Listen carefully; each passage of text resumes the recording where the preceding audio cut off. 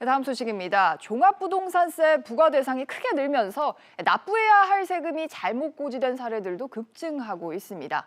고지된 세금이 맞는지 혹시 잘못 부과됐을 경우에는 어떻게 해야 되는지 알아보도록 하겠습니다. 취재기자 연결해보죠. 김정현 기자. 네, 김정현입니다. 종부세 부과가 잘못된 사례들이 조금 최근에 적지 않다고 하는데 구체적으로 어떤 사례들이 우선 눈에 띕니까?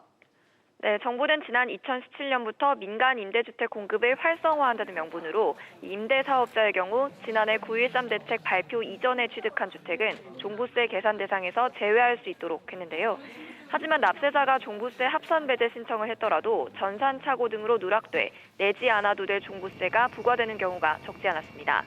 또 재건축, 재개발 등 정비사업 아파트를 소유한 사람의 경우에는 취득 시기가 잘못 인지돼 종부세가 과다 고지된 경우도 많았는데요.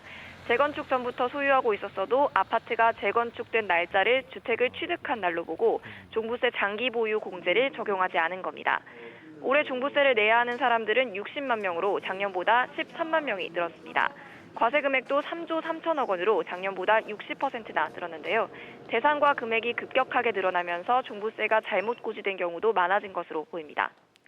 김 기자, 그럼 이게 실수로 고지서에 써 있는 액수를 이미 납부를 했다. 이런 경우에는 어떻게 돌려받을 수 있을까요?